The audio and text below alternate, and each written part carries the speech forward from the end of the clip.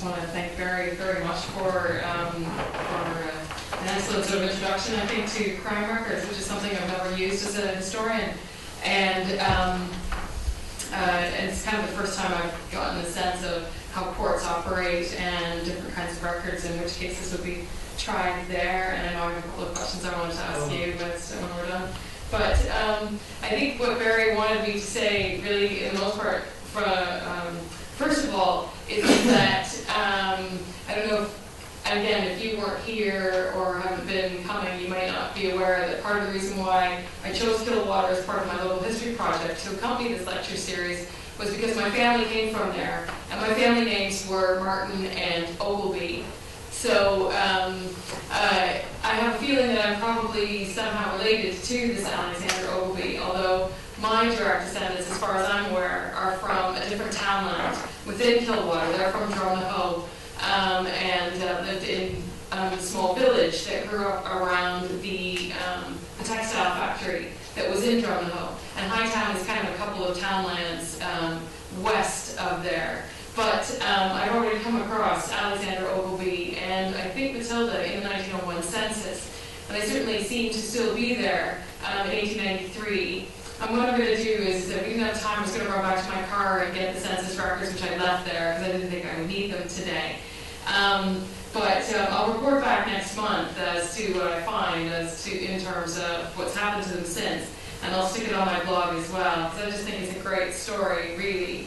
And I have a feeling that there is some kind of if I went up my family tree this way and went across a couple, that Alexander would probably be on that side there. And I was saying to Barry before that we talked, was that my mom's kind of done a fair amount of our family tree. And our neighbor's also quite interested in this, as you know, being Americans, everybody does family history. And she had said to my mother, she said, you know, your family is so middle class and normal, and nothing bad ever happens to your family. You don't have any sort of illegitimate births or no criminals, or everyone's so God-fearing and law-abiding. Nothing's happened to your family. And so really, I think this case will, if it does turn out to actually be sort of related to my family, cause a little bit of a ripple within the family. So I'm really grateful to Barry for, well, grateful in a sort of strange way that nasty things happen in my family past that make it more exciting. But I have to say as well, you know, my 2-year-old is at home, hopefully sleeping quietly, and having to listen to an entire talk on infanticide is a little bit stiffly. So I suppose my heart goes out to Matilda for whatever reason it was that she felt that she was unable to. If it was indeed murder, right? If the child actually didn't die. So yes, I think it's you know, crime history is all kind of exciting and interesting, you know, but it's also really quite tragic.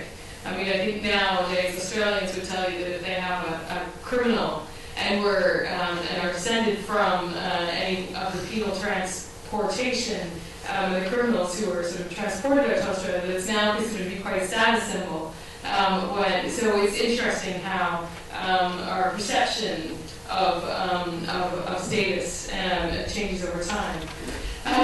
I've been very lax at doing research into Killawater because although I want to work on it all the time, work's gotten kind of busy. But I wanted to just relate 2 little anecdotes, I suppose, that have happened to me in the last wee while. I don't know if I've had again, you never, and I share this because I had never even thought about using this as a source, but nowadays, increasingly, you can buy secondhand books online, right? And I suppose we're all aware of Amazon as a great place to buy new books, but you know that Amazon also is a front for, or a website where you can buy secondhand books. And there's lots of sellers who have listed their book lists. And then I never really thought about it before, but the minute that somebody starts to do that, the Amazon search engine becomes a database of potential sources for the past, for things that you might not otherwise find anywhere else. Now, Amazon's primary interest is obviously selling new books, but there are lots of other secondhand book websites. And the most famous one is what's called ABE Books, or the Academic Book Exchange. And it's www.abebooks.com. And there's a UK site and a couple of other sites around the world. And it's basically secondhand booksellers from all across the world listing their catalogs of books for sale. And again, I had gone there one time looking for a particular book that I wanted to purchase. And while I was there, I thought, I wonder what would happen if I put Killwater into the search engine and use it as a database to search for the term Killwater. And this is exactly what I did. And it turned up and threw up a book by a guy called George Buchanan called Morning Papers. And again, what's great about secondhand book dealers is that they quite often will provide you, particularly if the book's expensive, with a wonderful description of what the book is like and what it's about and who it was written by and who they were. And this is in fact where the reference to Killwater came from. Because Killwater's not in the title. It's got the title of the book was Morning Papers. And it was only that the book dealer was a conscientious book dealer who was from the old school, where you actually just provided a large description about what the book was like. And it was the fact that he wanted about 150 quid for the book, even though it was only about 75 pages long, that Killwater appears. Because as it turns out, George Buchanan was born in Killwater. His father was, and turned out to be, the Anglican minister there from about sort of, I would say, the 1910s to the 1940s.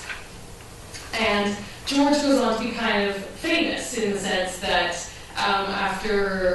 when he was about 12, he moved to Belfast to board at Campbell College for a while, and from there he then he went to Queen's then, and I think studied English literature. And from there, he then got a job. He moved to London, where he got a job as a copy editor for a variety of different newspapers. And he eventually then ended up becoming a journalist, and he wrote reviews for a series of different publications. He then moved back to Northern Ireland for a while, where he had kind of like a senior, kind of worked in an NGO kind of body for a while, before moving away again. But throughout his life, he'd been a poet and a writer. He'd been affiliated with some of the sort of leading lights of the Ulster literary scene from the 1930s, like Forrest Reed, for example. He knew William Butler Yeats kind of casually, and he himself wrote a number of collections of poetry, and he wrote 2 volumes of autobiography.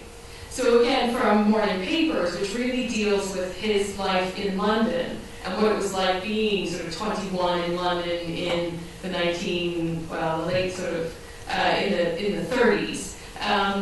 I then discovered that he'd written a previous volume called Green Seacoast, which is really about his childhood. And his childhood was absolutely fascinating. He has a fantastic story about he and his mom had gone to like an evening do in Larne, and how when they came out, so they looked around and they could hear all these car engines running, and there was a bunch of men on the street. And of course his mom, being the wife of the local vicar, spotted one of these men and recognized him, as you do in a small town where you're the vicar's wife and you've been the vicar's wife forever and ever. And she goes over to him and she says, "Sammy, what's going on here?" Sammy says, "No, don't you need to worry about anything about what's going on here. Now you just keep your head down and you just head away home here because we're about important business." Well, it was the Larne gun running. Right? And all the cars were streaming up and down Larne High Street, taking the guns away to their various hidey holes. And it was just such a wonderful sort of insight on what we know as a very political, sort of a national event. The idea that she would know Sammy, who was standing on the street corner trying to make sure that nobody either got in the way or that everything all went off smoothly. And he also tells an absolutely fascinating story about going swimming and with his family up on the seaside, I think up near Ballygally or somewhere around about in there. And being out and swimming and almost drowning. He gets stuck in a tidal current, and he can feel himself going under. And he describes what happens in that his father sort of eventually notices his sister had known that he was in trouble. She's swimming to shore, but she can't get there quickly enough. And his father eventually realizes what's happened. But what his father does is, instead of immediately plunging into the sea to go and get his son, he then runs down the beach to a lifeguard station, and the lifeguard service then launch a boat, and they go out to get him, and they then pull him into the boat, at which point he's unconscious and has to be revived when he gets back onto the beach. And what's very interesting is that North Buchanan clearly has massive issues about growing up and being raised by an Anglican vicar in a small rural parish.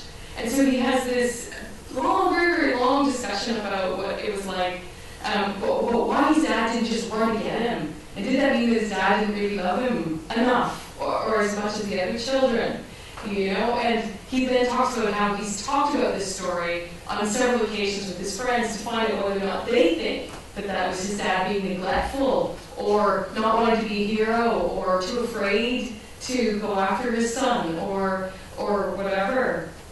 So the stories actually then turned out to be a fascinating way, in a way that I'd never imagined Kilwater could actually be connected to sort of like established figures like Yeats or Forrest Reed, and so, you know, so a sheer fluke. So I just sort of pass that tip on as well, is that if you're trying to find, you know, sources or things related, that the oddest search engines can potentially be quite useful. And I also wanted to then secondly just mention very briefly that, you know, I think I said last month that I was able to meet the owner of Kilwater Castle.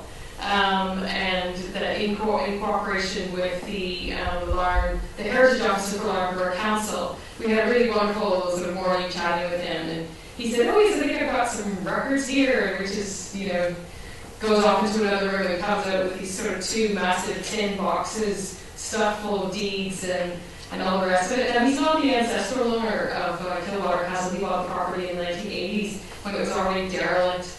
And long before, or I suppose long after, most of Kilwater Castle's estate records would have been destroyed or lost, or scattered in many respects. But nevertheless, it was still an impressive haul of material. And what's happened since is that we're inching our way towards a Heritage Lottery Fund grant that will hopefully be trying to do something. A couple of exhibitions, some tours, maybe a lecture series, sort of looking at Kilwater Castle and the whole area. So it's all just been very exciting, really. So just to kind of share those bits and pieces with you, that if you start a local history project, you kind of never really know where it's going to end up. So, but we'll keep you posted, I think, in the meantime.